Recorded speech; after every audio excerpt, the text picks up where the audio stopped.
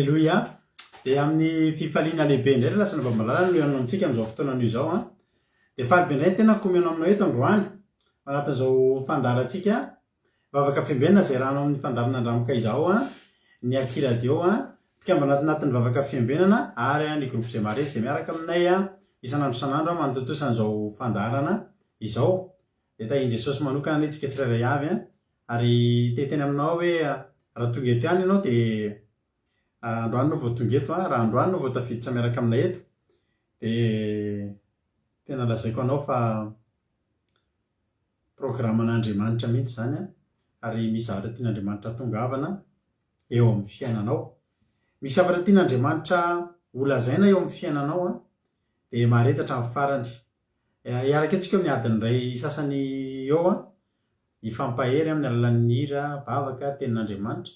Matoky sy mino fa tsy taka nidiranao teto a, no ivoahanao eto amin'ity androany ity raha androany no vao na tsy androany koa no vao miaraka aminay fa rehefa tonga eto tsika dia ny tenin'Andriamanitra ny ampahery antsika, ny tenin'Andriamanitra ny apitraka antsika tsirairay avy a, dia fahasoavan'Andriamanitra ny ameny ny fiainantsika rehetrarehetra dia tonga soa raha isy natanandrodray isika tsirairay avy.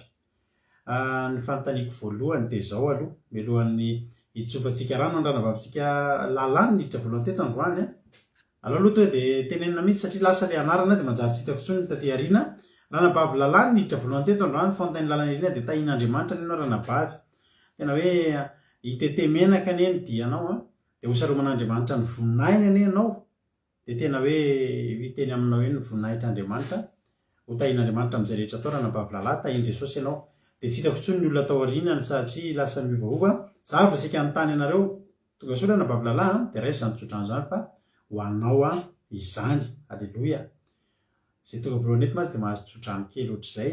Tsy tsodrano kely moa izany fa tsodrano e. Dia izao ny zavatra fanontaniako, mahita anahy tsara ve ianareo fa za zao miova be mihitsy ny fomba fahitako anahako ato anatin'ny live eto ohatry tsisy hitako afa-tsy ny lohako izao sisa ny hitako a. Tsy haiko izay mahatonga an'izany. Nareo mahita anahy tsara ve a? Raha mahita anahy tsara nareo dia teneno fotsiny, na maheno tsara ihany koa dia teneno ahafahako mahita tsara hoe ao tsara isika rehetrarehetra. Eny ary dia tahiny tompo miala tsiny indrindra fa misy anarana be dia be tsy tiako tany ambony fa atomboka eto amin'ny ranabavy Rahalatojo, Tsiry Amboaramiel, Kadaka Malala, Kodanela,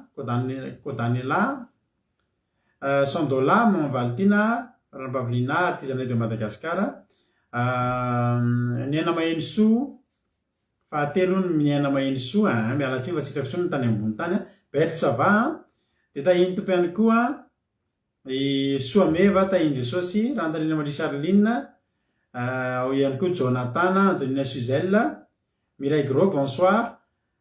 Tonga soa indray ranabavy Marie Charline, Thierry Albenja, Falery Tovo, Felana Rakoto, Mampionina, Suzelle, Marina Tiana, tonga soa daholo tsika rehetrarehetra.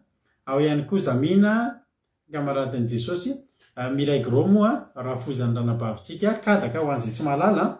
Efa ho avy koa ny fetin'ny taranaka ho andro zareo ireo. Angilinandrena Solo, ao ihany koa Fintso, Rodine Marie, Fabio Razana Kandapa,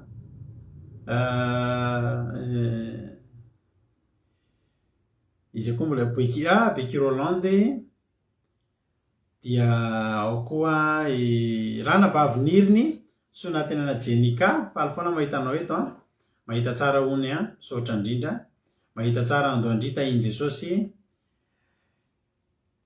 sady mahita maheno tsara misaotra indrindra, so ofisialy Salom Majiaby, Sandola, Emy Manambotso, Jeso Mahery, tsisy izany fa ranabavintsika ranabavy rahavaviny ranabavintsika Erika. Dia tahiny tompo Lantonirina, ranabavy mihaja le Jeso Mahery ho an'izay tsy mahalala. Ao ihany koa Tina Rakoto Arzaka, Jasika Patitsy, misaotra Thierry Albenja, mahita tsara koa Soameva, misaotra nareo Jasika Patitsy, Lovely Tina, Erika ny faharoa, miala tsiny fa tsy hitako tao ambony tao,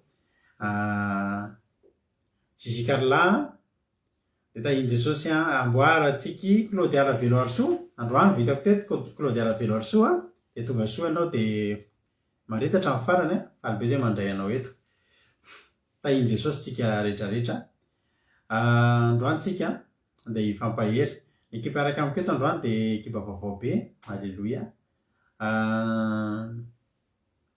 nitondratsika anatin'ny vavaka fanomboana androany izy alleloia andray anjara voalohany ary mino fa tsy farany de tsy zany faranabavitsika Jesosy mahery ny anarany atao amin'ny Facebook faranabavy mihaja izay tsy iza fa rahavavy zokiny ranabavitsika Erikaraka izay hitondra ny tenin'Andriamanitra eto koa androany de ao ihany koa nitondra ny vavaka ao amin'ny firenena ranabavitsika Sandola ka de amin'ny fandraisana anjara amin'ny fifaliana be andraisantsika ny ranabavy mihaja andray anjara voalohany hitondra vavaka fanomboana anomboantsika ny fotoana tay tompo ary ranabavy mihaja anao ny fitenenana mahery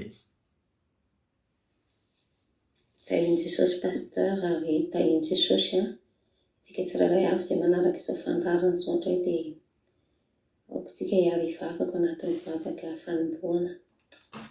Jesosy mankasitraka anao rehefa mbola menao fahafahana hiara hivavaka hifandray aminao indray amin'ny alalan'ny vavaka anatin'izao vavaka fiambenana alina izao dia mangataka ny fanatrehanao zay ary matoky ny fiasanao sy ny herinao efa mirotsaka aminay tsirairay avy ao anatin'izao vavaka fiambenana izao.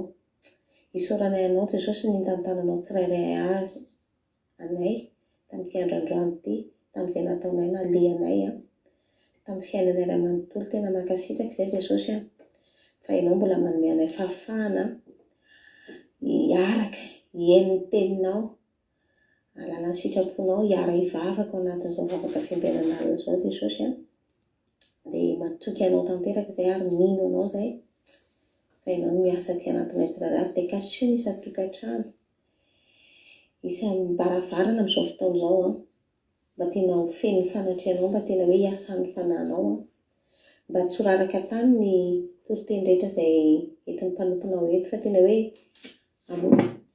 zato aveny ary isy vokatra eo amin'ny fiainanay tsirairay avy ary tena mba ho tian'ny mpankatoy zay fa tsy ho tian'ny mpanadino eo amin'ilay fandrenesana ny teninao dia raha misy tsy fatanterahanay tsirairay avy isa-tokantrano ny isam-baravarana dia hifinananay eto anatrehanao zany Jesosy satria mpamindra fosy mpamela heloka ianao inona mety tsy fatanterahanay dia angatanay indray ny rasonao anadio anay tsirairay avy ary mametraka izao vavaka izao ampelantananao ny toriteny entin'ny mpanomponao ianao anindry ny lenan'izy ireo hiasa fiainan'izy ireo apetraka ao am-bavan'izy ireo ny teny araky ny teninao apetraka ao am-bavanao ny teny dia matoky izay fa andraindray avy aminao ary hiasaony anatin'ny mpanomponao tehirizy izy ireo arovy izy ireo Jesosy amin'ny rasonao ary rakofy amin'ny rasonao ny tokantrano sy avy mandray an'izao vavaka fiambenana izao rakofy amin'ny rahanao ny connexion rakofy amin'ny rahanao Jesosy ny fitaovana rehetra izay ampiasainay ny telefona izay rehetrarehetra mahakasika izao fandarana izao Jesosy dia matoky izay fa hisy fiarovana mafy avy aminao dia apetraka eo ampelantananao ihany koa ny vavaka ho an'ny firenena ianao Jesosy no hiasa eo amin'ny firenenay ao anatin'izany vavaka izany dia taio manokana Jesosy ireo mpanomponao mivady ireo sy ny ankonany ny fianakavian-dray manontolo ianao Jesosy tena hoe anokatra ny masom-panahinay tsirairay avy anokatra ny fonay sy sainay fanahinay dia hitarika any amin'ny lalamarina dia misaotra ny amin'ny fafahana amin'ny ara-mivavaka ary misaotra sady ny amin'ny valim-bavaka ataonao amin'ny tsirairay avy dia mankasitraka Jesosy ny voninahitra sy ny dera ny adam-bondritra dia anao lery any alleloia amen. Alleluia. Mankasitraka indrindra ranabavy mihaja mahafinaritra dia toy izy foana fa mahafinaritra dia Andriamanitra manankiray mpasambo namaly fitianao tamin'ny asan'Andriamanitra izay nataonao teto androany dia tahiny Jesosy dia miotaza ny vokatry ny asan'Andriamanitra ireny tsy izy verimaina tsofoka rano mihitsy ianao tena ho tontolo herinandro no avinao manontolo eo ampelantanan'Andriamanitra mahaliana fitianao dia mahireza foana amin'ny asan'Andriamanitra fa zava-dehibe fanavanasin'Andriamanitra hoe tomboka mivavaka fanomboana io itoy amin'ny vavaka ho an'ny firenena dia ho tahaka ny ranaravavinao izay anisan'ny olombavaka eto amin'ny fandarana eto ranabavy Erika. Aleloia. Dia ho tahin'ny tompony ianao dia misaotra indrindra dia mahay rezatra any an-trano. Ny olona vavy zany i Claude Aravelo Arsoa, i ranabavy ny aina maheno soa no nitondra azy. Aleloia. Tsara fantatra foana mantsy zany. Dia misaotra ny ranabavy ny aina maheno soa sika dia kolokoloy tsara ny ondry mba ho tamana soa, mba ho tamana ao amin'ny Jesosy indrindra. Dia raha tonga any an-danitra ianareo mirahavavy ho tahin'ny tompo tonga any an-danitra anie tsika rehetrarehetra dia mba kitana mamirapetrany amin'ny satroboninahitry ny aina maheno soa izy teo Ravelo Arsoa. Aleloia. Claude Aravelo Arsoa dia tonga soa maharetatra amin'ny farany. Aleloia. Koa Daleony zay mbola tsy narabaiko teo, efa narabaiko teo ny ankoatr'izay. Eny ary ohatsika ihira indray izy ty tsy nenotsika andao mba henotsika indray izy ty dia ampairanao androany hoe aza manaiky resy ianao ny ady misy aza kivy amin'ny ady. Ao anatin'ny ady iny no anararotantsika fa misy zavatra dingana tian'Andriamanitra ampiakarina antsika. Ao ambadiky ny ady tsy maintsy misy fandresena raha Jesosy ny fikirintsika.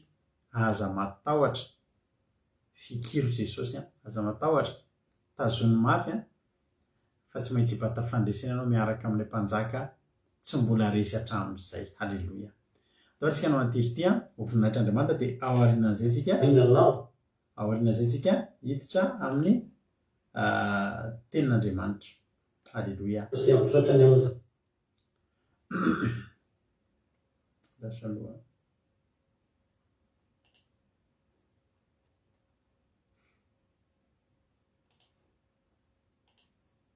Aleluia.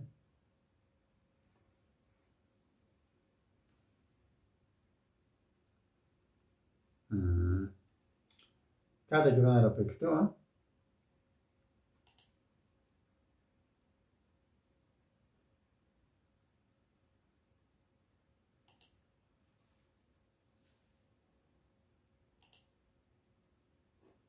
eny ary. Loara tatsika tira mahafinaritra be ty iza mahay mitsatoka inona ary tira ao alevo ty zay mahay mitsatoka ny tiry ty dia alevazana tsodrano mahafinaritra be amin'ny telefona avy eo elaela tsika tsy neno azy ty izy ohatry nizan'olona avy any ambany somary ambanimbany vohatra zay dia mahakasika atsika tokoa. Alefantsika ary nira ho tahin'ny tompo isika rehetrarehetra. Efatra menada izy mipiran'ira izy amin'ny mahafantatra an'izany hira zany hira tianareo zany. Aleloia. Dao ary alefantsika ary nira sika nety sika nitovy sika namarina tojo dia mampionina nefa namarina tsy hoe nomeko efa nitsikivy teo tokoa ry mampionina fa dia fantany izy amin'ilay ao ary miandry kely tsika vetivety ohatra somary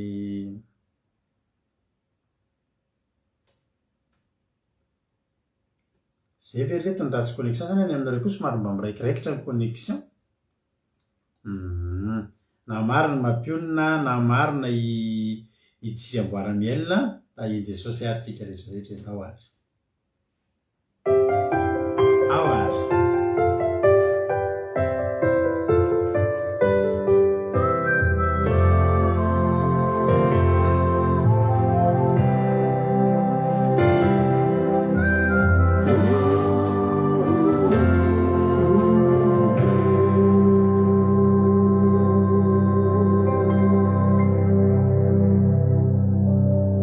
Fiza mo sa milaza fa manapasa barana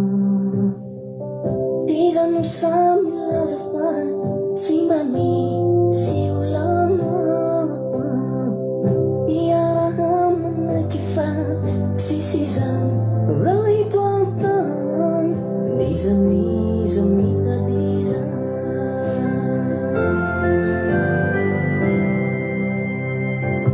izan sali lazafa manapasambarama izan sali lazafa simbani siulana hiarahama nakifa Sisizan raitoatan niza mitatiza hazamana kuresi foniza hani hamiyo zapiainaniti famijaka hazamakiviza Susi Leti amao Nanu metuki Anapianao Nanu metuki Amojanao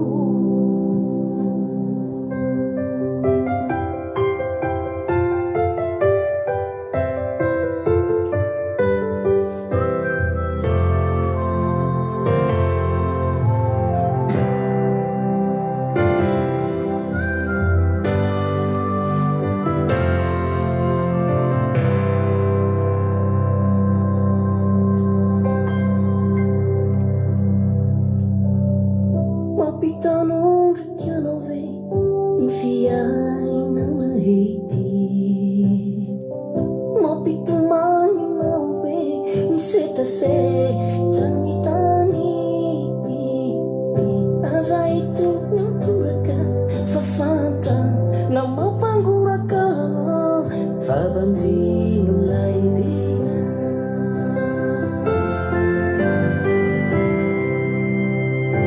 Mapitano di chiarove Nifiai mamahiti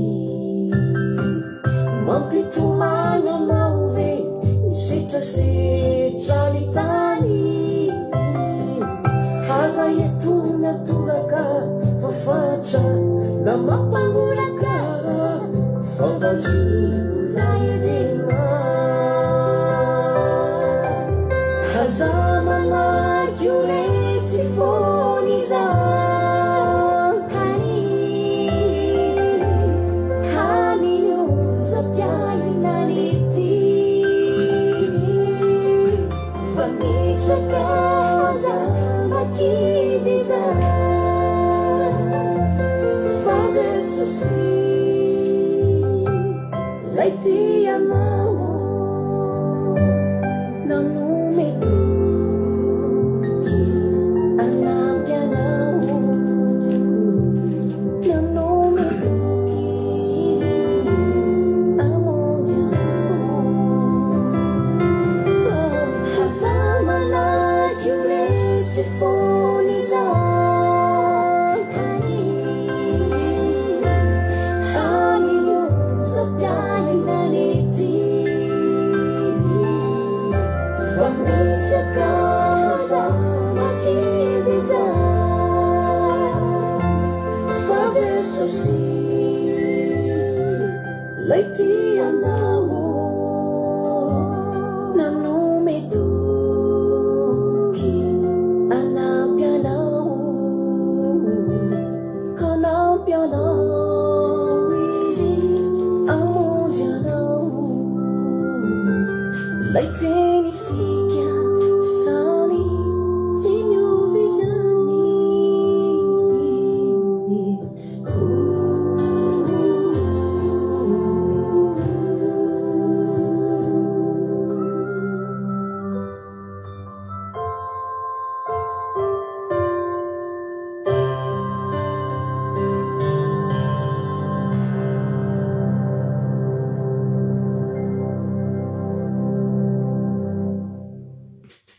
Alléluia. No farana le mahazeda ny klipy a dia tahin'ny tompany ianareo. Mahafinaritra ny iry. ary mino fa napairanareo zany aza manaiky resy zany. Halleloia, fa mpanjiny Jesosy. Halleloia. De zao androany aloha tsika tsy mbola misy fitondranam-bavaka. Fantatra misy olona mety tonga eto androany eritreritra hoe talata misy fitondranam-bavaka, fa androany aloha tsika mbola tsisy fitondranam-bavaka noho ny antony izay hitanareo moa fa mampinona tokony hiaraka aminareo eto rehefa hitondram-bavaka ohatr' zao rehefa talata.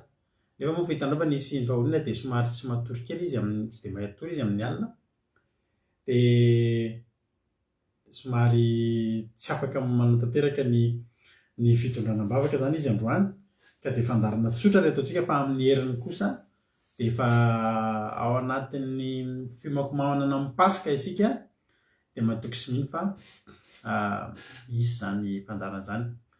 Manomboka rapitso ihany koa dia tadidinareo angamba Anita Arandria tahiny Jesosy vaovao ngamba zany tonga soa dia maharetatra amin'ny farany ihany koa. Dia manomboka rapitsika dia hiatrika seminera kely mandritra ny 4 andro. Efa nilazaina teto moa ny lohateny zany seminera zany hoe na dia ho aza ny sakana lazao amin'ny any mba handroso. Halleloia. Zany hoe entina ampianarana antsika zany ity seminera ity mba handroso tsy hemotra amin'ny fanomponan'Andriamanitra. Maromaro ny fizarana hozarana anatin'izany dia matoky fa ho eo daholo nareo hanampy antsika be dia be amin'ny fanompotsika an'Andriamanitra sy ny fijoroantsika anatin'izao ady mafy izay lalovan'izao tsy ary izara fijona vavolombelona eto na ny anahy zany na ny anay mivady na ny mety ny olona izay efa rety eto koa. Dia mandritra ny 4 andro sika ianiko anatin'izany seminera hoe na dia ho aza ny sakana dia lazao amin'ny any mba handroso. Izay ny titran'ilay seminera. Hiezaka be mihitsiny hiezaka mba ho tafatomboka amin'ny 9 ora sasantsika fa tsy amin'ny 10 alina. Hiezaka, tena hoe hiezaka dia tongava dia aseho ny namanao fa hitondra aina vaovao, hitondra hery, hitondra fahasoavana ary hitondra fitahiana ho antsika tsirairay avany ity fampianarana izay voarahantsika mandritra ny 4 andro amin'ny sabata ho avy zao tsika. Dia mifaranantsika amin'ny fivadikanana, hifady hanina isika amin'ny sabata ho avy zao. Raha misy zavatra tianao ararotina ao anatin'izany fivadikanana izany hoentina mbavaka manokana dia tokony hifady hanina ianao amin'io. Sady amarana ny seminera tsika no hiditra ihany koa amin'ny fiomanantsika amin'ny Pasika, satria ao aorianan'izay dia ho hain'ny koa tahiny Jesosy ao aorianan'io hetsika io dia fantatrareo tsara fa amin'ny 15 avril dia anatanteraka Pasika ara-baiboly sy fanaraka tsara amin'ny Pasika ny jiosy isika. 15 avril ny zoma ifoha sabata zany 15 avril alina ny anaovantsika ny alim-bavaka izay hitandremantsika ny Pasika tahaka ny tao amin'ny baiboly mihitsy. Amin'ny herinandro ambony io raha sitrapon'Andriamanitra amin'io izay mivady no hitondra aminareo eto indray tahaka ny isa-taona. Miova foana moa misy vaovao foana moa ny fampianarana Pasika, dia hitondra fampianarana Pasika indray izay mivady amin'io herinandro ambony io, naparapatarany amin'ny herinandro aorianan'izay. Dia samy manaraka fa zava-dehibe ny fitandremantsika Pasika ary lalam-pamonjena ny fitandremantsika ny Pasika ry havako malalako. Dia mahareta hatramin'ny farany dia tonga hava-soa daholo amin'io seminera io sy izay programa ataontsika eto. Ny Pasika moa tandremantsika atao tokantranonay ny zoma alim-bavaka. Ny sabata tsika miara manao sabata ato izay tonga manao sabata miaraka aminay izay tsy tonga en ligne, ary ao ihany koa ny aladitsika dia ankalazan'ny fitsakanan'i Jesosy. Ny zoma tsika ankalazan'ny atsiaro ny fahafatesana sy ny fijaliana, fa ny lady kosa tsika atsiaro ny fitsanganany tamin'ny kery nandresy ny fahafatesana. dia azonareo an-tsaina angamba fa sady hanomboka ny atao hoe andro firavaka fontsika ny lahady io ka ho fety be amin'io atao fifaliana amin'izay antsika tena fifaliana fisakafoanana fiderana afinaritra no ataontsika amin'io zareo avy any Suisse Allemagne ny eto Frantsa dia ho avy daholo dia afinaritra amin'io zao aloha no ataontsika andolontsika anatanteraka hieno famotinana milohan'ny toriteny satria efa nisy ny famotinana hatramin'ny omaly fa navita famotinana fity hatramin'ny omaly fa androany vao alefa ny toriteny omaly andolontsika ny famotinana ary aoriana zay sika to dia hiditra avy hatrany amin'ny ten'Andriamanitra raha tsika miranabavitsika Erika menofinaritra tsika rehetra hiaraka amin'ny fititsika anaty famotinana. Que la paix de Dieu soit avec vous, frères et sœurs. C'est avec grand plaisir que je vous fais aujourd'hui le résumé en français du sermon du lundi 28 mars 2022 qui nous a été partagé par notre sœur Macline. Le verset que nous allons lire se trouve dans Cantique chapitre 4 versets 7 à 9. Cantique chapitre 4 versets 7 à 9. Au nom de Jésus. Tu es toute belle mon amie, et il n'y a point en toi de défaut. Viens avec moi du Liban, ma fiancée. Viens avec moi du Liban. Regarde du sommet de l'Amana, du sommet de Sénir et de l'Hermon, des tanières des lions, des montagnes des léopards. Tu me ravis le cœur, ma sœur, ma fiancée. Tu me ravis le cœur par l'un de tes regards, par l'un des colliers à ton cou. Amen. Cette personne dit, tu es toute belle. En fait, c'est comme si cette personne voulait dire, tu es bien comme tu es, reste comme tu es. Et c'est comme ça aussi que Dieu nous voit. Il nous voit beaux, belles, parce que c'est la main de Dieu qui nous a fait. Et donc, on est sans défaut. C'est les gens qui nous dénigrent. C'est les gens qui nous disent « Oh, tu n'es pas beau, tu es trop petit, tu as des gros yeux, un gros nez, regarde-moi ces cheveux-là. » Mais les gens, ils peuvent te dénigrer. Mais quand il y a des gens qui te dénigrent, qui ne voient que des défauts en toi, tourne-toi vers Dieu. Parce que Dieu, il te voit sans défaut. Il te voit beau, il te voit belle. Tout ce qu'a fait la main de Dieu, c'est beau. Donc nous aussi, on est beau. Voilà pourquoi on n'a pas besoin de nous maquiller. On n'a pas besoin de se mettre de la poudre, du rouge à lèvres, de la chirurgie esthétique. On n'a pas besoin de chirurgie esthétique. On n'a pas besoin de mascara. On n'a pas besoin de tout ça. Parce qu'en plus, si par exemple on porte du mascara et qu'il y a de l'eau, le mascara il coule. Et après, on finit par faire peur aux gens. Donc pas besoin de tout ça. Parce qu'on est déjà beau et belle. C'est beau la parole de Dieu qui dit « Viens avec moi du Liban, du sommet, du Sénir et de l'Hermon. » Tout ça, c'est des montagnes hautes et Dieu, il veut nous emmener là-bas. Et il dit aussi « Tu me ravis le cœur, ma sœur, ma fiancée. » Nous sommes les frères et sœurs de Jésus. Là, la personne dit « ma sœur ». Donc, ça ne veut pas dire que c'est un amour entre époux. Mais là, il parle de l'amour entre nous et Christ. Jésus, il a dit « Car quiconque fait la volonté de Dieu, celui-là est mon frère, ma sœur et ma mère. » Nous respectons la volonté de Dieu et on a ravi son cœur. Alléluia, c'est merveilleux ça. Et c'est grâce à quoi qu'on a ravi le cœur de Dieu? Est-ce que c'est parce qu'on a un beau visage? Non, parce que si c'est pour le visage que Dieu nous aime, personne ne serait pris au ciel, ou alors vraiment très très peu de personnes. Mais ce n'est pas grâce à notre visage qu'on a ravi le cœur de Dieu, mais grâce à l'un des colliers à notre cou. Proverbe chapitre 1 versets 8 à 9 nous dit, au nom de Jésus, « Écoute mon fils, l'instruction de ton père, et ne rejette pas l'enseignement de ta mère, car c'est une couronne de grâce pour ta tête et une parure pour ton cou. » Alléluia. Donc ce qui fait que le cœur de Dieu a été ravi, c'est ton collier, c'est-à-dire l'instruction de ton père, l'enseignement de ta mère, c'est ça notre collier. Et Proverbe chapitre 3 versets 21 à 22 nous dit aussi, au nom de Jésus, « Mon fils, que ces enseignements ne s'éloignent pas de tes yeux. Garde la sagesse et la réflexion.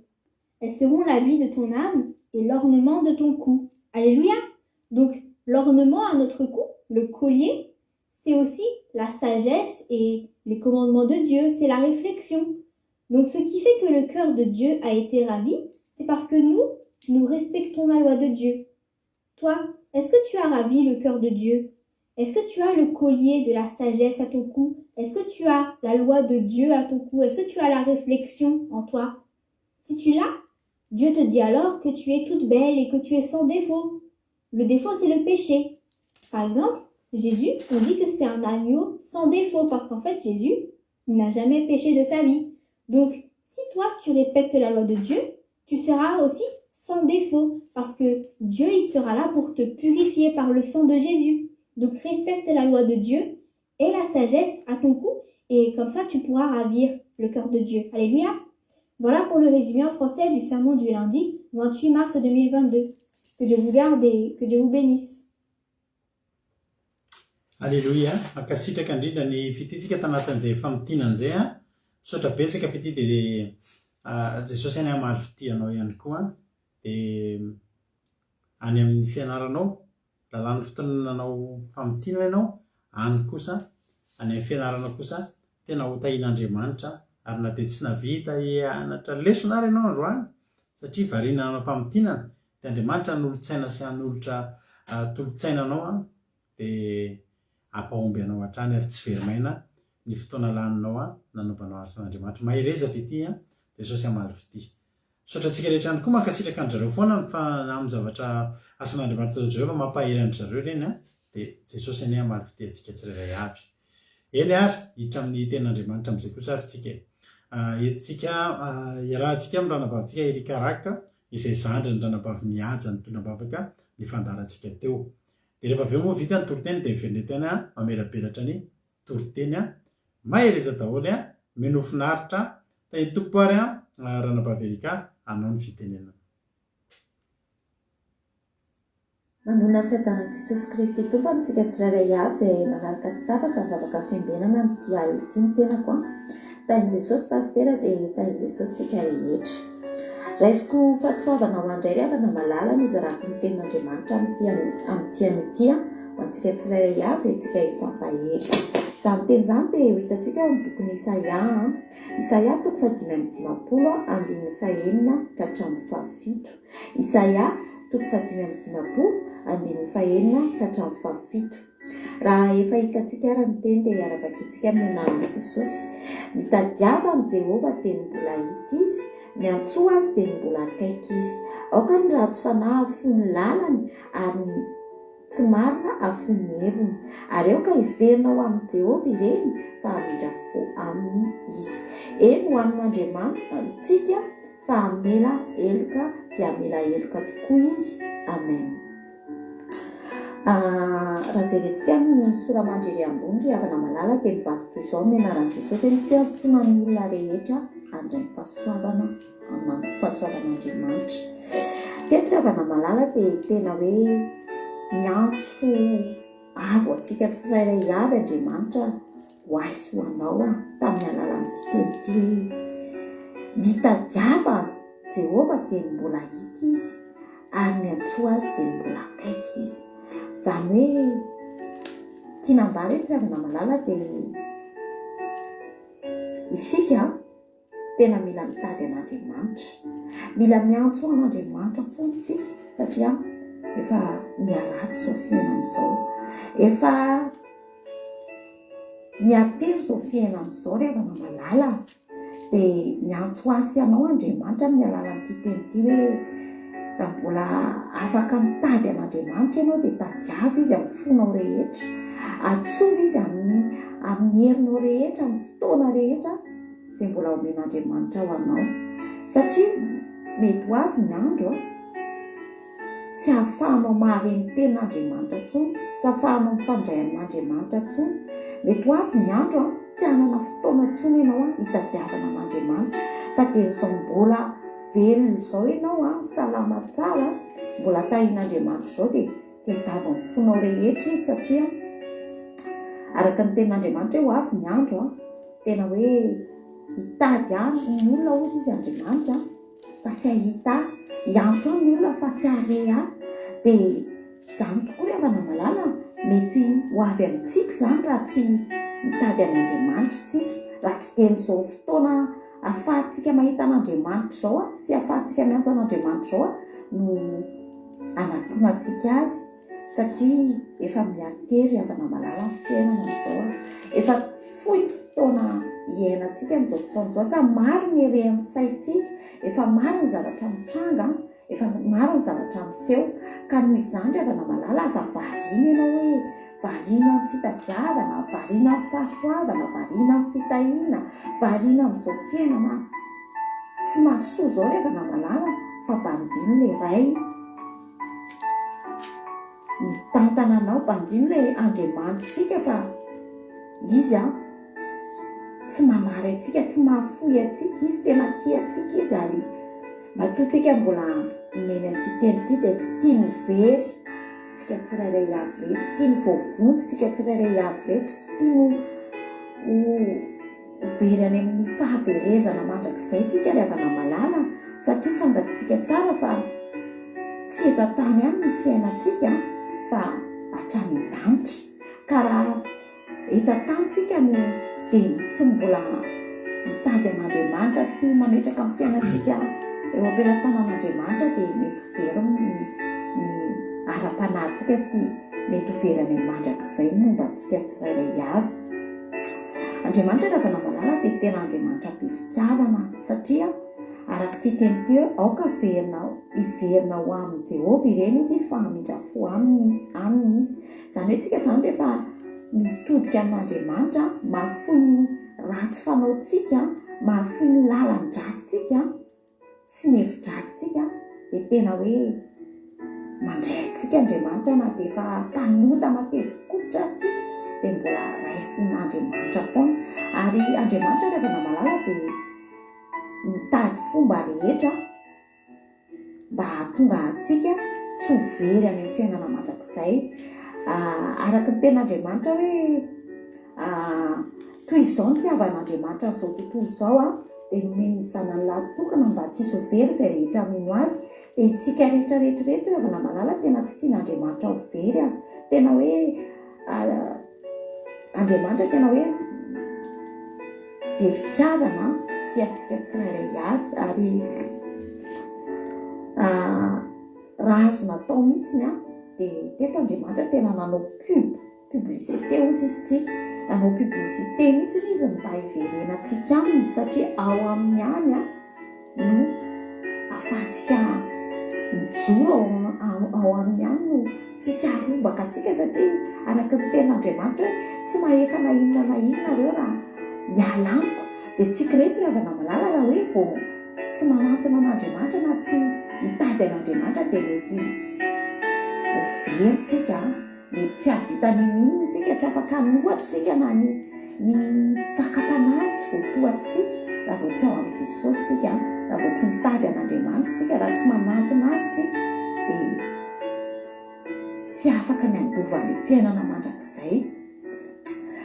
Misy fanoharana kely ty ravana malala ho antsika ray aman-dreny tsika ray aman-dreny ravana malala ao an-tokantrano ao dia mifeny zanakitsika isika dia ireo zanakitsika ireo raha rehefa hitatsika fa tady vilalan'ireo hitatsika fa tady anohatra atsika hitatsika fa tady ivoana ny fomba fitazaintsika an'ireo dia mitady hevitra maro tsika mba hiverenan'ireo zanakitsika ireo amin'ny lala marina mba hahatonga an'ireo zazy ireo olombanina mba hahatonga an'ireo zazy ireo hanapahindreny dia maro tsika mitady fomba rehetra anitsiana ny zanakitsika amin'ny alalan'ny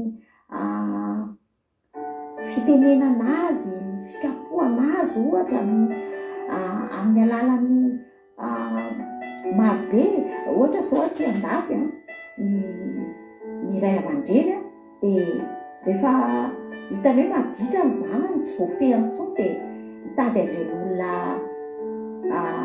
coach izy mety le mpampifeho ankizy ireny éducation ireny na alefan'izy ireo any amin'ireny toerana klassemandry ireny le zaza le fanitsiana zaza ireny dia ahitsy any le zaza ampianarina mihitsiny satria tian'le ray aman-dreny ny zanany tsy ho very dia tsika koa ravana malala tahaka izany tian'Andriamanitra tsika tsy ho very any fiainana mandrakizay dia mitady hevitra rehetra Andriamanitra mitsina tia nalefa ny zanany lahy-tokana hamonjy atsika dia tsy vitan'izay nefa fa mbola mandefa ny fanahy masina ihany koa izy anotsaina atsika hitady-dalana atsika mbola marobe ny zavatra ampiasain'Andriamanitra enina fa na dia mpanompon'Andriamanitra tena hoe ampiasain'Andriamanitra anitsy ny lalantsika hanova ny fiainantsika amin'ny alalan'iny amin'ny alalan'ny tenin'Andriamanitra ty baiboly ty ry avana malala tsy hoe namboarina fotsiny nataoko fahatany fotsiny fa ty baiboly ty dia tena hoe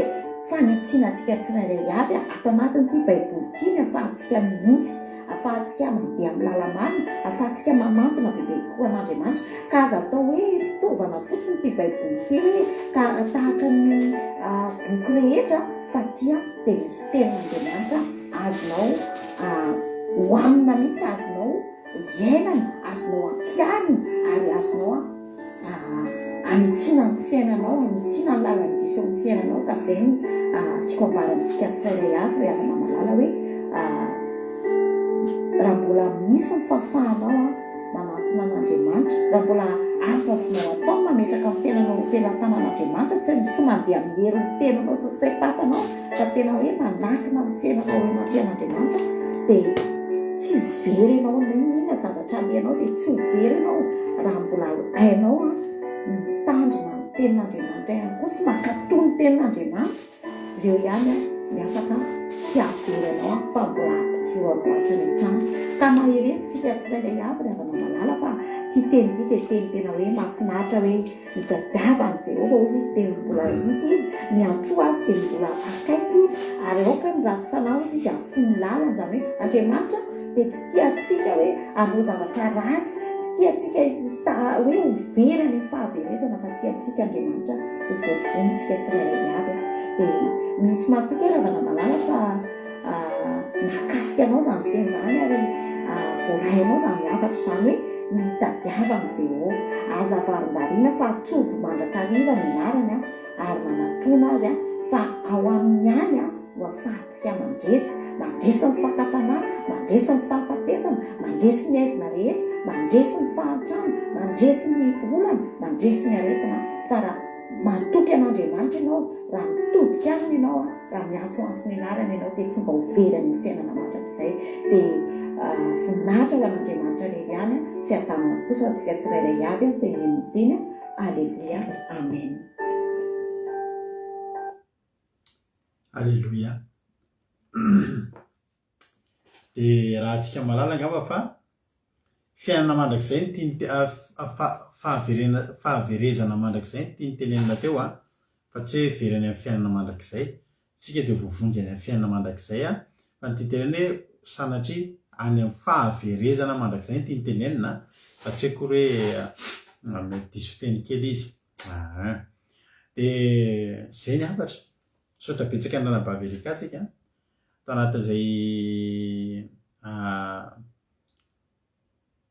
asan'Andriamanitra ngeza be izay netiny teto dia ny atory-teny zany sotra anao dia Jesosy hamaly fitianao aleloia zava-dehibe ny atory-teny ary fantatra efa tsy mora ny manao an'ireny amin'ny maharebi-pianakaviananareo fa ny anjaranareo nefany dia tsy mba dininareo mihitsy ka dia zay misaotra anareo izay mivady misaotra anareo rehetra mpandray anjara mankasitraka anareo ary mampahely anareo mahereza foana fa zava-dehibe ny asan'Andriamanitra ary za matoky fa tsy very maina akory reny Jesosy hamaly fity dia hanositra anao hatraiza hatraiza naiza naiza lehanao Melisa Mada Sava aleluia zay zao vohitako teto zany anara zany ranabavy Melisa dia tonga soa ianao ranabavy sa rahalavitra sarina rahalavitra sa ranabavy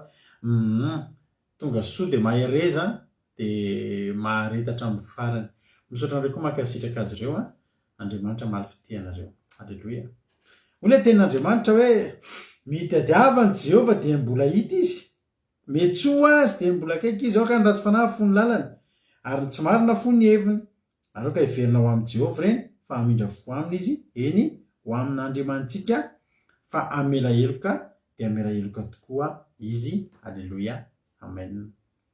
Tsika tsy mahita Andriamanitra ohatran'ny eo Andriamantsika io zany mbola omeny fepotonytsika, mbola omeny fahafahana. Hitanao hoe tena misy fampitandremana mihitsy hoe tsy ho hita tsony fa dieny, zany hoe dieny zany hoe dieny mbola eo izy aloha zao. Halleloia.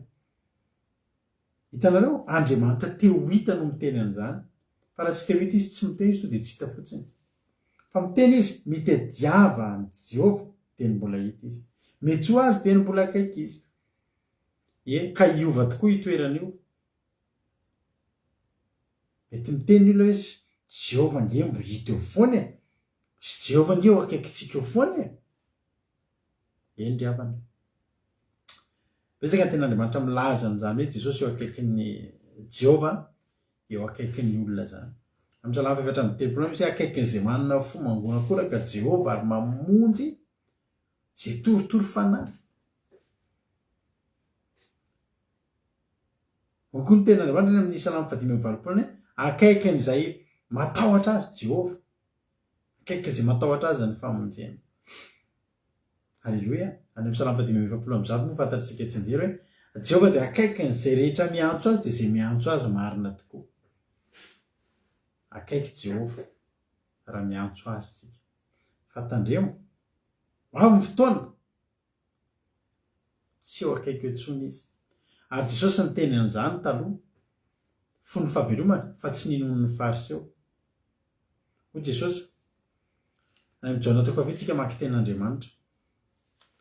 Ao izy ny Jaona 7, Jaona 7 andiny fa 1:30 hatramin'ny fa 4:30 vakiko amin'ny anaran'i Jesosy manao hoe hozy Jesosy. Ary maro ny vahoaka nino azy ka manao hoe raha tonga Kristy moa hanao famantarana mahalomehatra noho ny nataon'ity lehilahy ity va izy.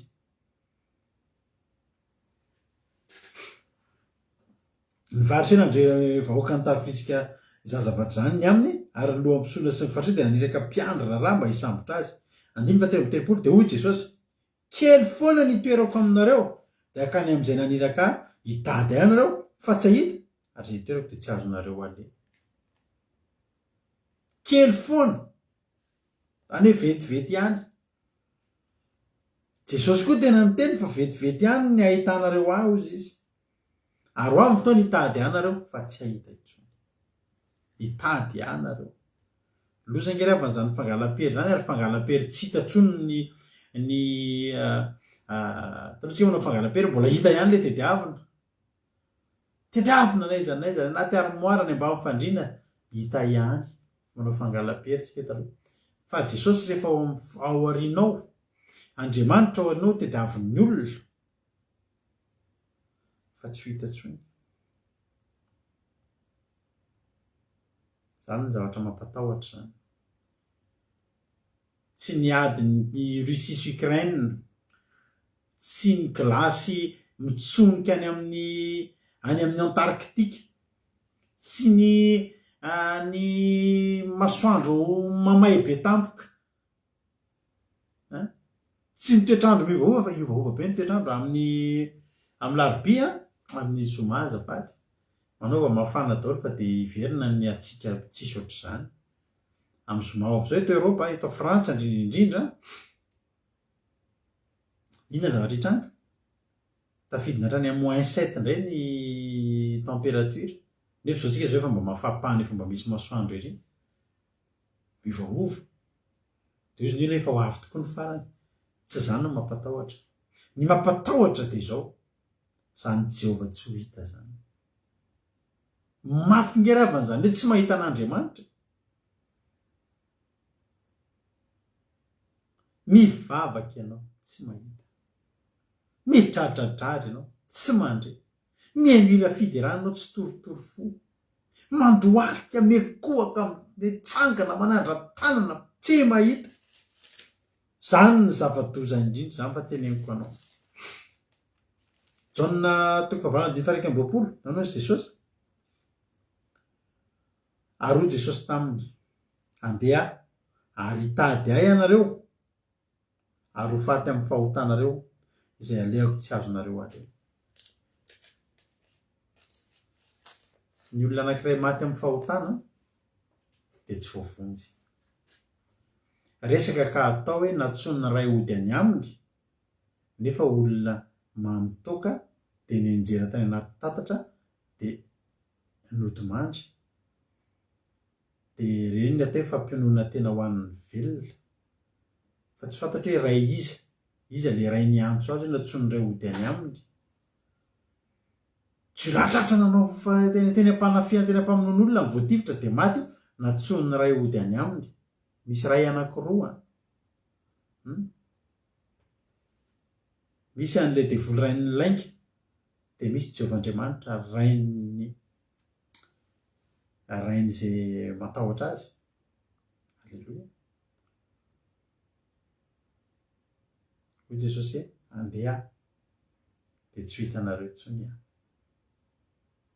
Zao ny fivavahana mbola hitanareo mbola tsy lavitra antsika. Zao zao nareo ao tokantrano. Ninona antsika ninona olana ao anaty lambo anareo dia mijery dia tokavan'ny ten'Andriamanitra ny tokantrano. Sa tsy marina zany? Mahafinaritra ny fandrosoana. Aizintsika talohantsika tsy maintsy mandeha marary, tsy maintsy misy mpanompon'Andriamanitra tonga eo aminao. Alao batogava fa marary ilay zaza. Ianao nefa lavitra. Zao no tokavan'ny tenin'Andriamanitra ny tokantranonao. Sitran'ny tenin'Andriamanitra, pahirezin'ny tenin'Andriamanitra ny tokantranonao. Dia mbola hita izy. Mbola eo akaikintsika Andriamanitra. Ampalahelo ao aorianao. Iverina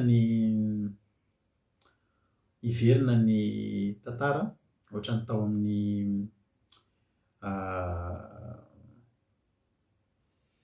amin'ny anaovaka isika ny Isaia. Bokin'ny Isaia any amin'ny toko voalohany. Zao ny tenin'Andriamanitra. Isaia toko voalohany andininy 10 ngefa gitsika hatrany amin'ny andininy 17. Hoy tenin'Andriamanitra amin'ny anaran'i Jesosy mandrenesa ny tenin'i Jehovah ary mpitsara ny Sodoma mianono ny lalàn'Andriamanitra n'Andriamantsika ry vahoaka ny Gomora.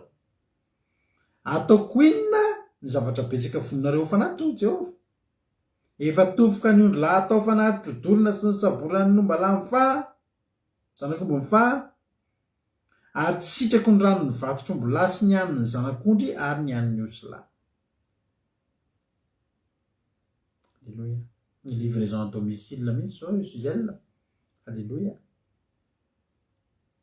Io Alléluia. Tsy marina le sy mpanompon'Andriamanitra zay hengo. Tena tsy mety mihitsy izy nareo tsy makany am-piangonana. Izy dia mpitory teny. Tena tsy mety, tena tsisy Andriamanitra ameno anareo zany izy raha tsy tokany am-piangonana. Dia zay moramora arisera mpanompon'Andriamanitra fa nenay atao en ligne ohatran'ny mba mety ihany mba misy sitrana ihany misy miova fo ihany misy tokantrano milamina ihany Alléluia.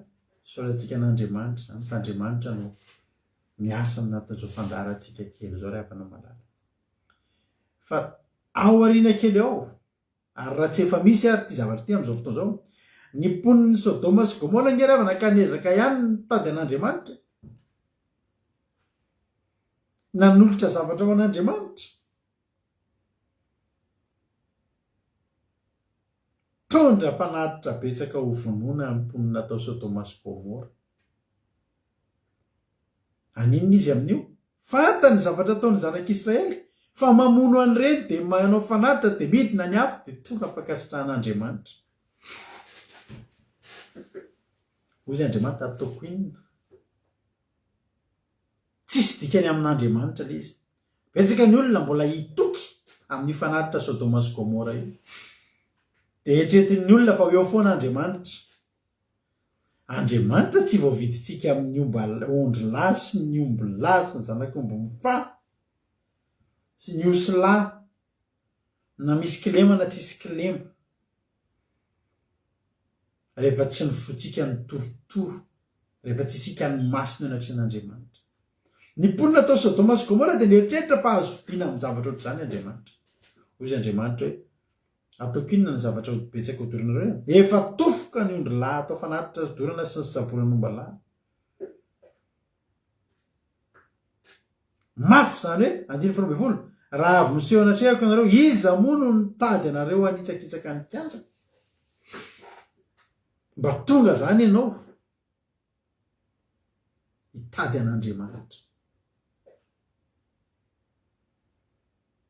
fa tonga dia misy Andriamanitra miteny hoe inona ny hitsakitsahanao mikanjako loza zany ny atao hoe loza ry havako malalako tsy fantatra hoe raha sanatria eo amin'izany toerana zany tena mitomany ary havana malala hoe raha za zao hoe hivavaka dia tenin'Andriamanitra ataoko iny ny vavako eo andeha hanokatra n'ity fandarana ty zany mba hanao ny asa fanimpoko toy izay Andriamanitra atao iny koa pio any fa tsisy ilako anio tena mitomany tena tsy zakako raha avy miseho anatrehako anao izy ny tenin'Andriamanitra raha avy miseho anatrehako anao izy amono nitady anareo nitsakitsaka nikanjoko aza mitondra fanatym-poana tsony fofona fahavetavetana amiko zany ny voaloham-bolana sy ny sabata ary ny fiatsom-piangonana zakako ny fivoriana ho azy na roaroam-paratsiny nareo re zareo tenendreo voaloham-bolana sy ny sabata ireo zava-deam-pianatrin'Andriamanitra ireo misy ndray olona mitoky am'ireo zay efa mitandrina sabata e tandremo ry havana tandremo sady mitandrina sabata ianao no madio fo eo anatrehan'Andriamanitra torotoro fo anatrehan'Andriamanitra tia an'Andriamanitra fa tsy mitandrina sabata fotsiny ianao dia zay nieritreretinao fa havonjy ianao izy ny tenin'Andriamanitra zany mitondra fanatim-poana ninona fanatitra nentina teo foana ny dikan'ireny amin'ny man'Andriamanitra tsisy dikany ary tsy nahita an'Andriamanitra ny olona ary za tena miteny aminao fa io zavatra io dia hiverina io hitady an'Andriamanitra ny olona tsy hitany intsony Andriamanitra hiantso an' Jesosy ny olona tsisy miantsony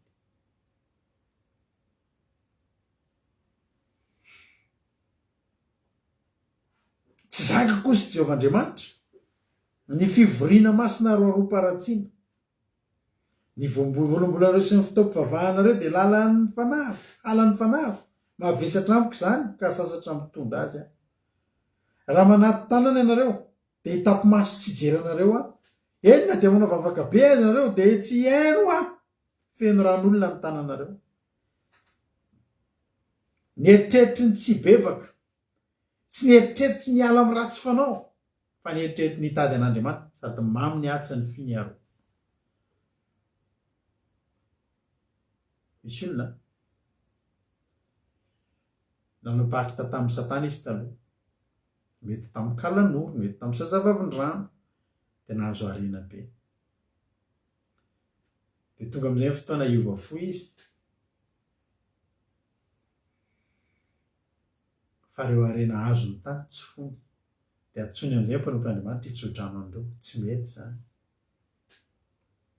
sakana eo anatrehanao tsy ahitanao an'Andriamanitra reo ary mila mafoy an'ireo aloha ange mahatonga antsika rehefa miditra mivavaka ravana ianao azakahaka izany mihitsy miditra mivavaka vo manomboka mivavaka ianao dia izany ohatry ny arakaraky ny vavahako ohatry ny lasa mahantra tsy hoe atao mahantra ianao fa diovina ianao diovina Andriamanitra tsika tsy tian'Andriamanitra hifangaroaro ny fahasoavana ny fitahiny sy ny zavatra azonao tany amin'ny zavatra tsy tany fa misy ny fotoana zany Andriamanitra nge eo ihany Andriamanitra mba tsy le tena Andriamanitra dia davany Jehova dia mbola hita izy ary mety ho azy dia mbola akaiky izy zany hoe i Andriamanitra eo akaiky eo ihany fa misy fotoana izy tsy mihaino tapena ny masony dia tsy mijery izay mahazo ny olona izy hitampy maso tsy hijery anareo aho marary aho tsy mijery anareo aho tsy rety mahazo Andriamanitra ny fahatrako tsy mijery anareo aho izy Andriamanitra hitampy maso manao vavaka be manaty tanana manao vavaka be tena le mirindra tsara re Jehovahandriamanitra asiana verseka asiana inona ozy Andriamanitra manino na dia manao vavaka be azy nareo dia tsy haino aho satria maninona io ny valiny feno ran'olona amin'ny tananareo ny fahotana mbola eo ihany fa Andriamanitra dia diavina tsy hita amin'izany Andriamanitra ary Jesosy manana sosikevitra ho antsika androany. Halleloia.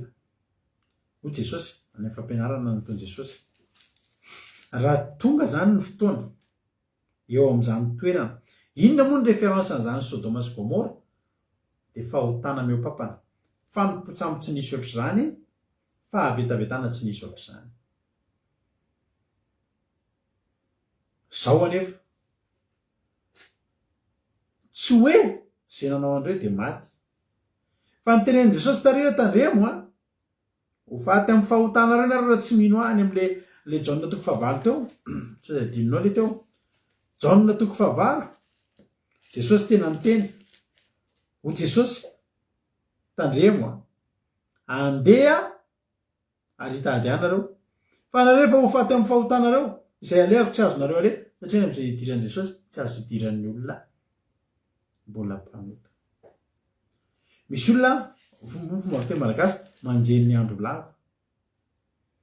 Dia mieritreritra hoe anao fanatitra androany, anao vavaka androany raha tsy henony samby balala main'andro tsy azoko anio dia azoko rapitso. Ny olana nefa amin'ny fotoana mandroso. Mandroso makany amin'ilay teny Joseph mbola eto fa tsy hitany kely foana ny toerako eto aminareo izy hitady anareo fa tsy hahita. Ole Jaona toko fafito teo kely foana. Ny olona zany no mieritreritra hoe eo foana Jesosy tsy maka izy io hoe tiatsika ho Andriamanitra. Tena tiatsika Andriamanitra ary tsy manohatra an'izany zao fandarana zao. Tena tiatsika Andriamanitra. Fa zao ny fotoana dia mandeha. Ny fotoana nijanonan'i Jesosy teto mitombo ny andro anankiray dia miena ny andro hijanonany. Manakaiky any amin'ilay izy tsy ho hita tsony. Ry havana malala. Ho Jesosy any amin'ny Matthieu 5 antsika hamaky tenin'Andriamanitra. Matthieu 5. Tsy natao ampitorana anao fa ity tenin'Andriamanitra ity. Misy olona rehefa mena zany hoe tena tenin'Andriamanitra fampitahorana. Amin'ny lafiny fampitahorana ihany. Inona moa nataon'ny Jaona tao an'i Ninive avana raha teny hoe orava Ninive afaka 700 andro tsy fampitahorana ve zany? Fampitahorana zany. Fa raha ve Ninive?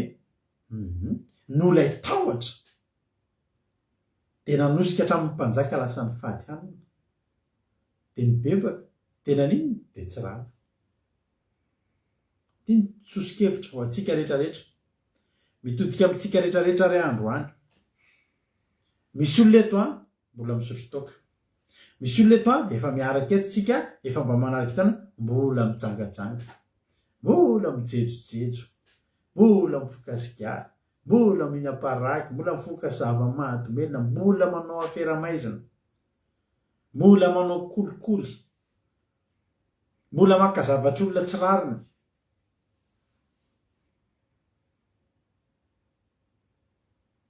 Dia zany efa teteny aminao tonga soa ianao raha tonga soa eto ianao. Natao an'ny olona ohatr'izany ty fandarany ty. Ary Jesosy miantso olona ohatr'izany. Saingy zao. Matthieu 5.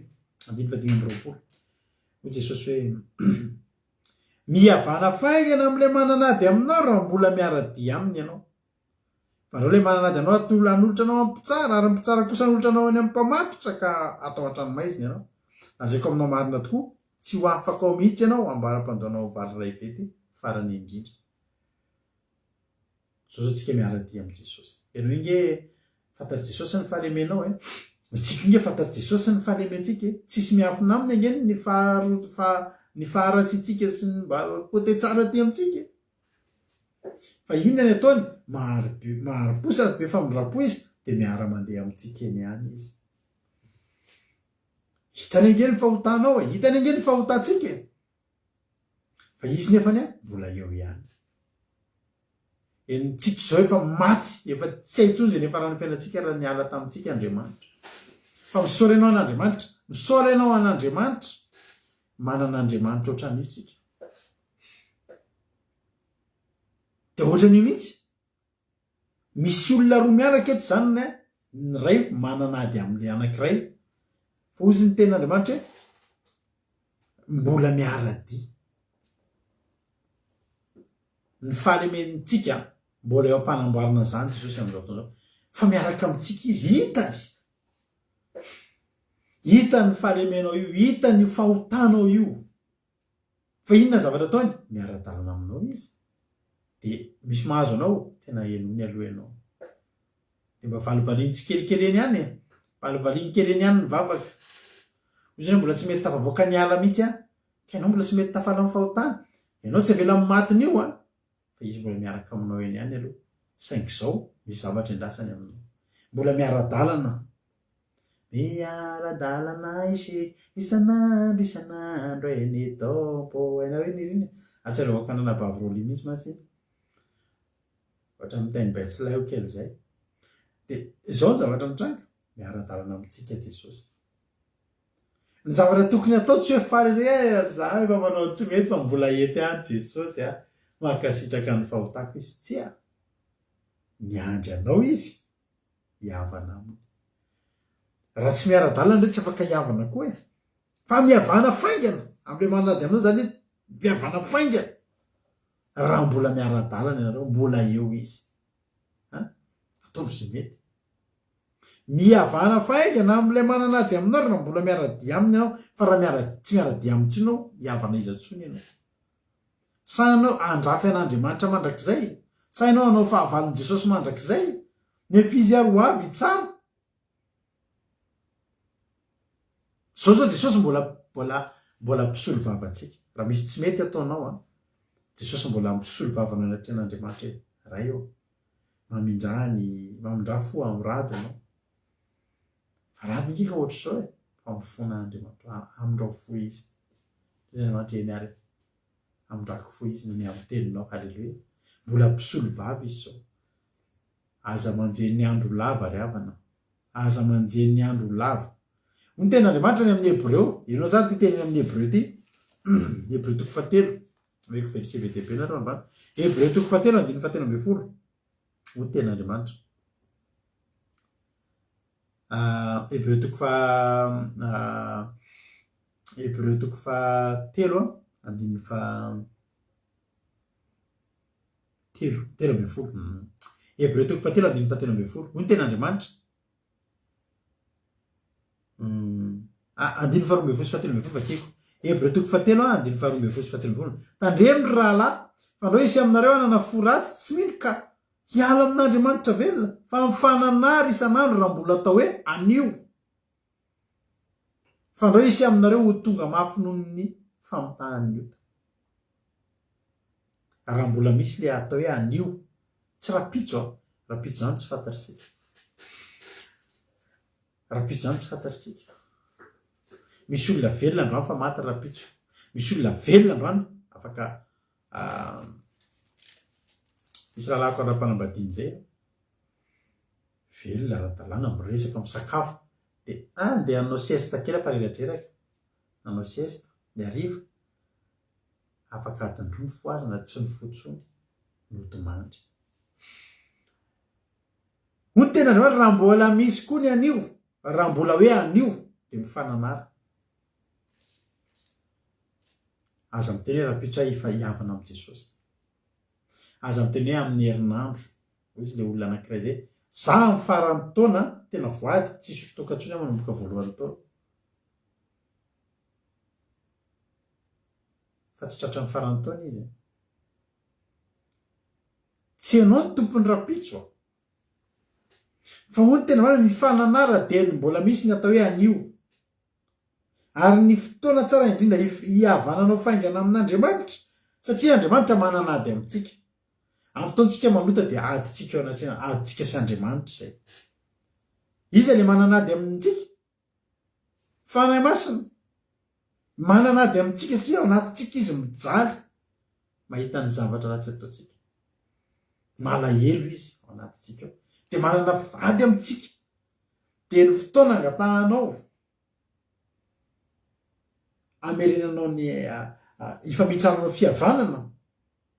Dia teny zao Jesosy mbola miaraka amintsika zao. Jesosy nge miaraka aminao. Jesosy nge zao mamangy anao anatin'ny tokantranonao. Jesosy nge anilanao eo. Ary nosoran'Andriamanitra tsy nialanina dia na dia tsy tanteraka ohatran'io ary. Fa ny fotoana androany. Mihavana faingana. Teny mbola eo aminao izy. Miodavana Jehovah teny mbola hita izy. miatsony arany dia mbola akaiky izy, mbola eo akaikinao Jesosy, mbola eo akaikinao Andriamanitra zao. Halleluia. Teny mbola misy koa ny anio, za mananatra anao androany, mihavana aingana, mihavana aingana. Io rehefa mivadika io virjiny, reo virjiny 10 fantatra mipapakatra tsy priya satria ho apakariny. Fa inona ny zavatra mitranga teo anelan'ilay fotoana tsy nampisy solika ka nandanina tany ampivarotra, niverina vany, nijereny teo ambaravarana sy dia niteneniny. Tsy fantatro nareo ka gaga le virjiny 10 adala. Tsy fantatro ahoana za ihany nge ty. Za tsy fantatro nareo. Ry havana malala. Tena tiako be nareo tiako be tsika rehetrarehetra. Andao tsika hitady an'i Jehovah tena mbola hita izy ry havana. Zao mbola hitanao izy. Halleluia. Andao tsika tena hiantso azy tena mbola akaiky izy. Hoy tena Andriamanitra 17 amin'le Isaia 5:17. Aoka ny ratsy fanahy fony lalana ary ny tsy marina fony heviny. Ary aoka hiverina amin'ny Jehovah reny fa hamindra fo aminy izy.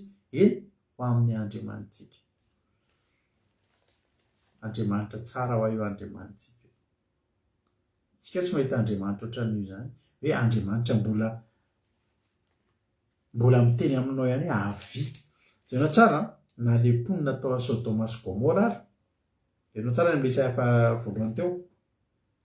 Le tena andreo makaleo be ananareo, tena leo anareo raha manaty tananareo dia hanampy maso tsy jeranareo na manao vavaka be azy anareo, na manao alim-bavaka, na manao fivadikanina, na maninona.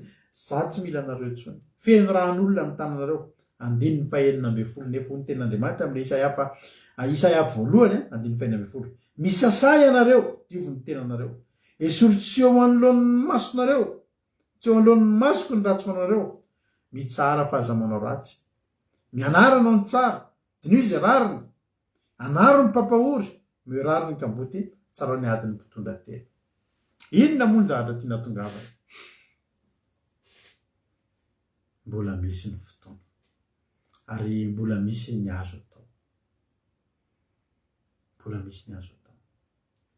Androany dia teny aminao hoe misy ohatry ny nanomboka tany amin'ny ohatry ny Andriamanitra mafy be mihitsy ny teny hoe ninona nataonareo na tsy mila anareo any amin'ny farany dia mipoitra foana ny Andriamanitra n'Andriamanitra. Dia ilay Andriamanitra manenina amin'ny ratsy laika ataony, ilay Andriamanitra miverina amin'ny fanapa-keviny, ilay Andriamanitra mampitombo ny fitiavany, saromany fitiavana, resy ny fitiavan'Andriamanitra ny zavatra rehetra. Raha teteny amintsika rehetrarehetra hoe teny izao. Ianao tsika rehetra izay menao dia tenin'Andriamanitra ty. Tianao Jesosy. Ary misy tsy ny averentsika no sitrany fa ny ahatonga antsika ho tafaverina amin'ny lalina tena izy. Raha nisy olona avy tao Sodoma sy Gomora fetsifetsy na nanararoatra any 1:40 Isaia voalohany iny ravana ny ten'Andriamanitra le hoe avy ary fandahatritsika ho Jehovah na dia tahaka ny jaka aza ny fahotanareo dia ho fotsy tahaka ny ora-panala, na dia makatrakatra tahaka ny sila aza dia ho tahaka ny volomondry fotsy. Raha manaiky sy mankatoy ianareo dia hihinana ny voka-tsoa amin'ny tany. Fa raha mbola mandasy mihodina ihany ianareo dia ho lavo ny sabatra. Fahafavan'i Jehovah nefa ny teny. Lany ny sabatra zany. Androany misy Andriamanitra mbola miteny amintsika hoe dia mbola misy ny anio, mbola eto azo ao, mbola akaiky avy. Inona no mampisalasala antsika? Inona no mampisalasala anao? Tsy ny fanamelohana anao ny zava-dehibe amin'Andriamanitra raha mbola velona ianao. Fa ny fampatsahivana anao ny zavatra izay tsy mety ataonao mba hiranao amin'izany. Fotoana izao, halleluia, mbola miara-dalana anao sy Jesosy. Ataovy izay hihavananao, ataovy izay hihavananao. Fa raha tonga ny fankasitrahan'Andriamanitra anao, tonga ny miravina ny fihavananao sy Andriamanitra, Isaya pasivy amby efapolo mandiny babalo tamin'ny taona fakasitrahana no nenoko anao ieno anao amin'izay Andriamanitra. Amin'ny anaran'i Jesosy tsofina rano ianao fa taonan'ny fakasitrahana n'Andriamanitra anao ty taona ty. Halleluja. Ary ieno anao Andriamanitra. Teny mbola eo akaikitsika izy, andao tediavana, andao atsona, andao iankina, andao iaina. Halleluja.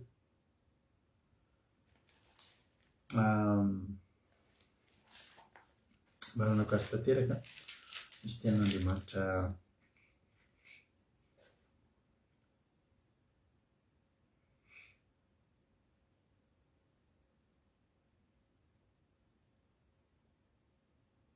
misy tenan'Andriamanitra zay adiniko indray.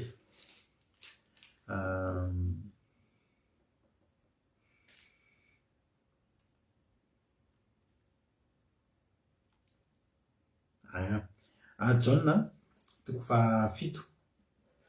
Jauna toko fafito toy an'le teo ihany. Toy an'le nivakiko teo. Hoe tady ahy nareo fa tsy ahita, zay teo tsy azonareo le. Andininy fa fito amby telopolo. Jauna toko fafito andininy fa fito amby telopolo. Ary tamin'ny andro farany izay andro lehibe tamin'ny andro firavakana dia nitsangana Jesosy ka nanao hoe raha misy olona mangetaheta aoka izy anatona ka hisotro izay mino ahy ision'ny rano velona iboboky avy ao akibony araka ny volazana soratra masina ary ny fanahy izay ho raisiny mino azy nolazainy tamin'izany fa ny fanahy tsy mbola nomeny satria Jesosy tsy mbola niditra tamin'ny foninahy. Androany misy loharano manoloana anao. Androany raha mangetaheta ianao ataontsika anatony. Mety misy olona eto mangetaheta za variana fa misy olona tena mangetaheta an'Andriamanitra amin'izao fotoana izao. Dia moa isan'andro indrindra fa mampionona dia manana fotoana izy hampaherezana olona anatin'ny iray andro. Resaka tamin'olona izy androany tena olona mangetaheta. Za maniry mba ho isan'ny olona mangetaheta koa ianao eto androany. Hoe za Jesosy te hisotro amin'izany rano velona zany mba tiako hiboboka ao akiboko. Misy fifandraisana maharitra, fifandraisana mahafinaritra. Halleluja. Fifandraisana tsy mety raha avatsondry ary miravina androany ty androany ny zavatra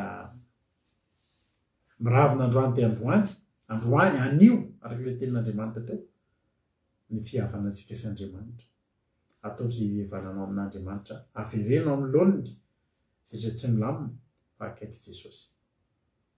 Antso anao ty tenin'Andriamanitra ty androany ary matoka fa antso anao ahafahanao mitodika sy mivelona amin'Andriamanitra. Tianao Jesosy mahereza. Halleluja. Iverina amin'Andriamanitra isika rehetra. Iverina aminao ary raiko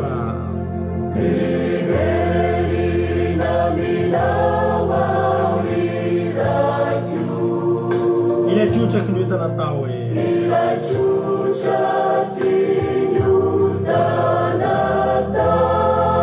matoky ny fosiny saiko Jesosy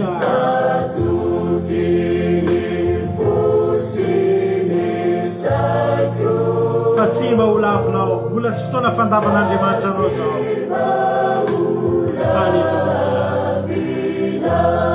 Ny ataonao androany dia manolotra ny fonao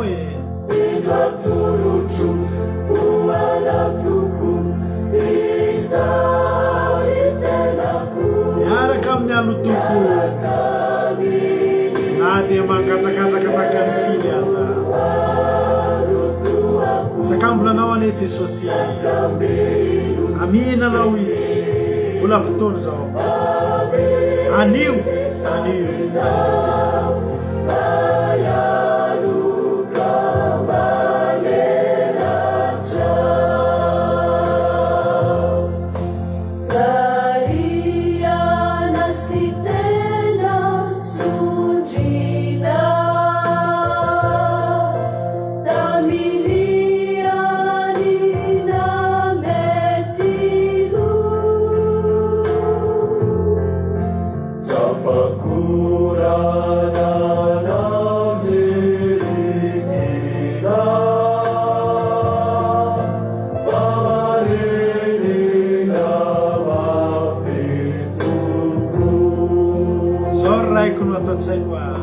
Sorry, voraiko aminao mbola fotoana fanavorahanao ny ao am-ponao zao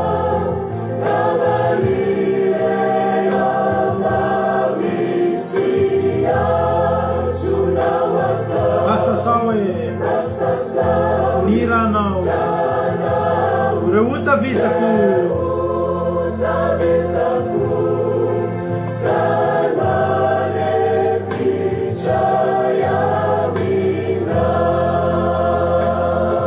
atramizao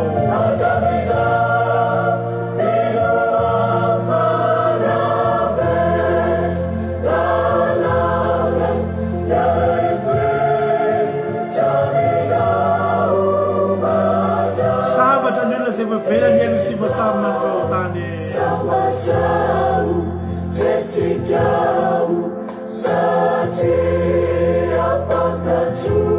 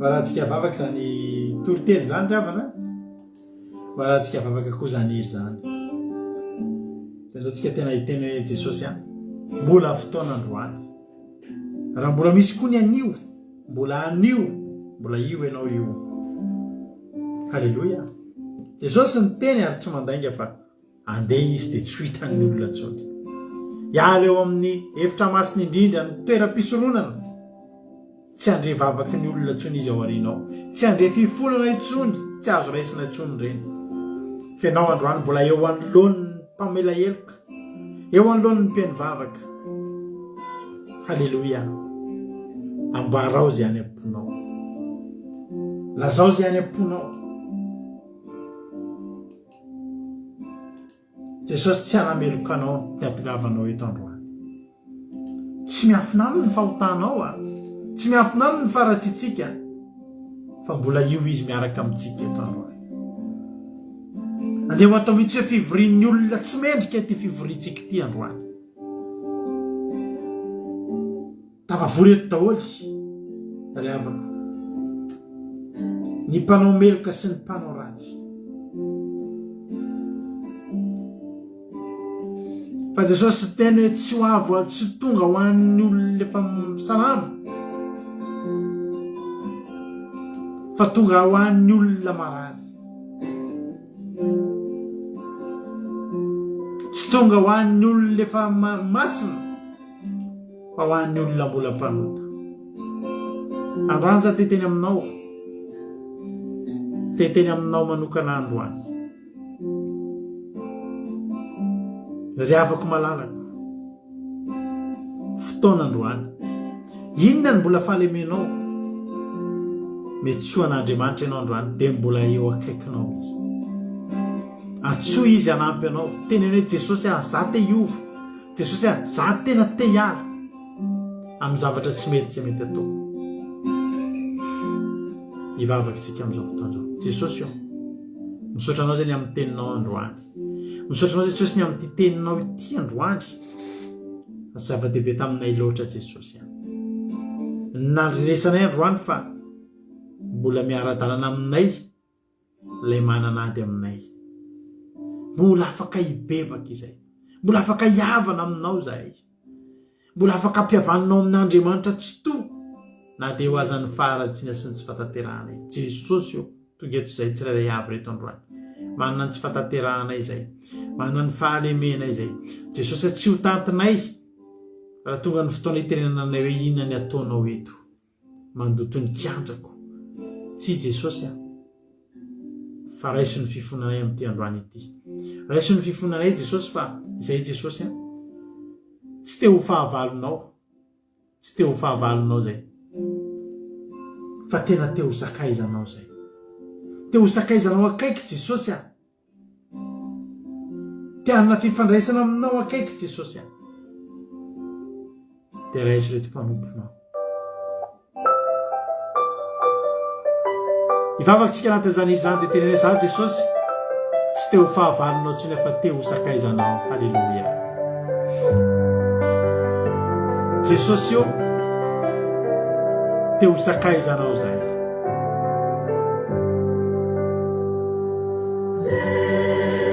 sady ivavaka iantsika ao anatin'izany izy zany fiverenanao amin'Andriamanitra andao ho tonga ho sakaizan'Andriamanitra ry havana ao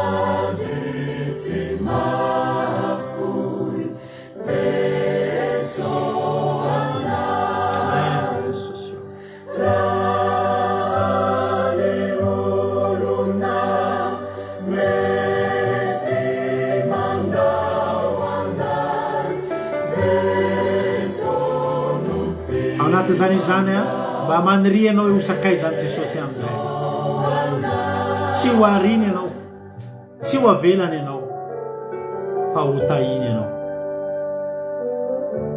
amen sotra jesosy ampio zahay jesosy amasino mendrika anao amasino mendrika anao dia ny mbola eto ianao mbola kaikinay ianao Jehovandriamanitra mitady anao zahay iantso anao zahay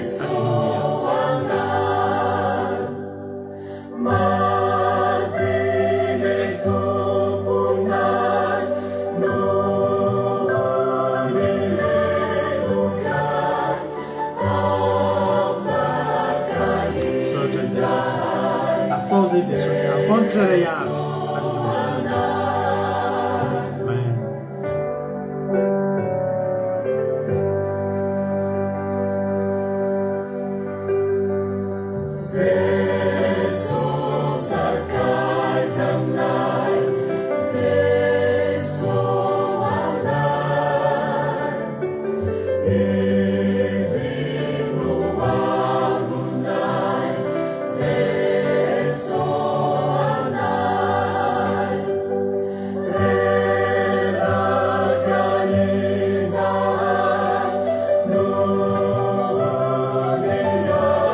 mahatonga niaditsika amin'ny fiainantsika dia niaditsika amin'Andriamanitra ihany androany mivereny ianao midira ho sakaizan'Andriamanitra amin'izay fa io fahotantsika io tsy mahatonga atsika ho sakaizan'Andriamanitra no vilanao fiainana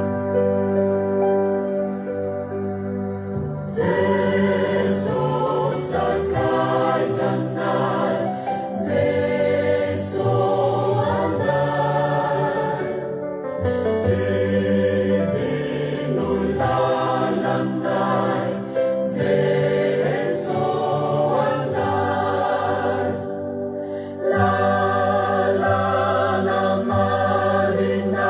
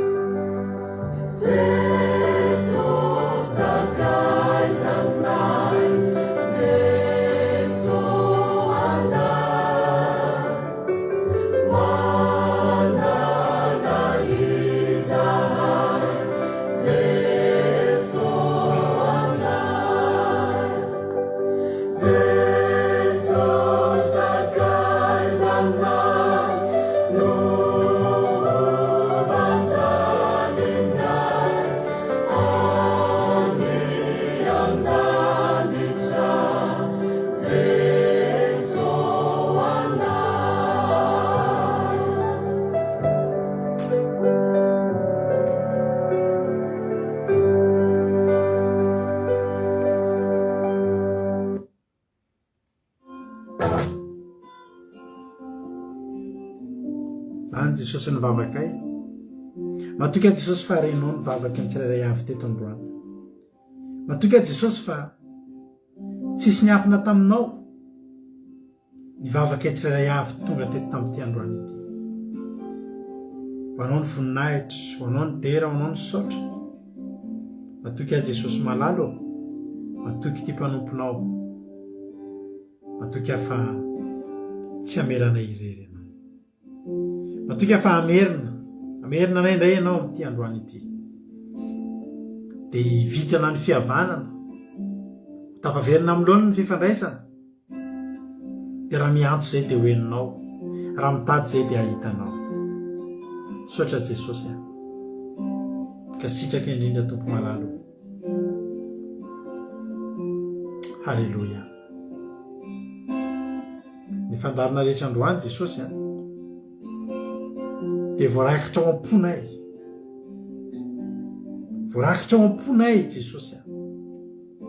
Ary tsisy na dia ray aza tsy isolatsaka fa voarakitra eo aminao avokoa. Ho tsarovanao ane Jesosy izay rehetra androany namiditra mpihavanana taminao teny am-pandehanana. Sotra Jesosy voninahitra dia anao hatramin'izay. Tsy azony dia volon-tsaingohana na dia ray aza. Tsy azony dia volon-tsaingohana na dia litera ray tamin'izay natao teto aza nafafy teto tamin'ity androany ty. Fa rehetrarehetra dia samy amoha avy zato eny any am-pon'ny olona tsirairay avy. Misaotra Jesosy malalo. Saotra raha eo. Halleluja. Amen. Andao tsika angataka olona anankiray ato anatin'ny gropy ato hivavaka ao amin'ny firenena izay anankiray voninao dia tonga dia teny izany olo izany amin'izao fotoana izao hivavaka ho amin'ny firenena.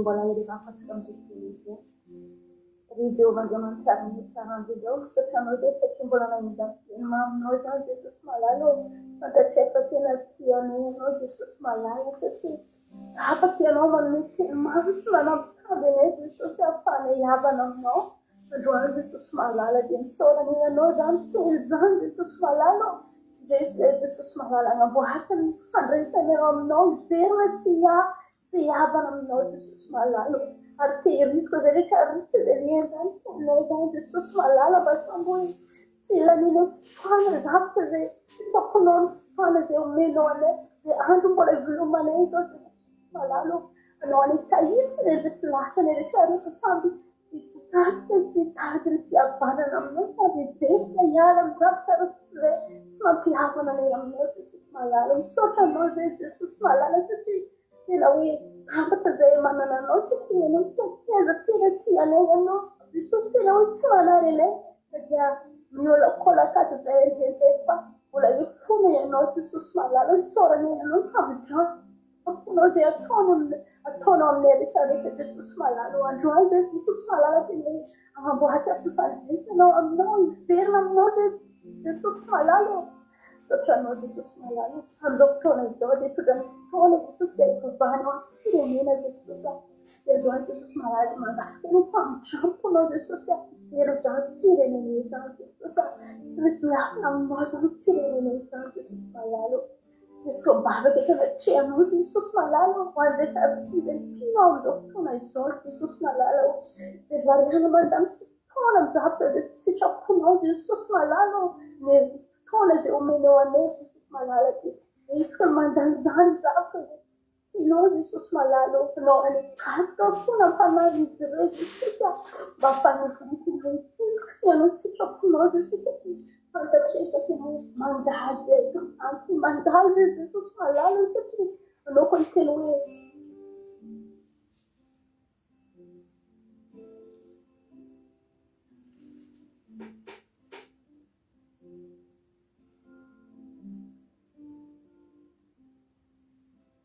ia sotra betsaka andranabavitsika sondolatsika ny tondra bavaka ny firenena tapaka moa ny appelany a no ny connexion angambozay a fa isoratsika azy nefa namita an'izay anjara didy zay de jesosy hoe mala fitendrarana vavy $100 de mahereza trany a amin'ny asana andriamanitra tahiny tompo any amin'ny toerana misy anao any de tapitra koa ny fandaratsika tapitra tokoa ny fandaratsika misaotra anao nahatra ny hatramin'ny farany raha ohatra hoe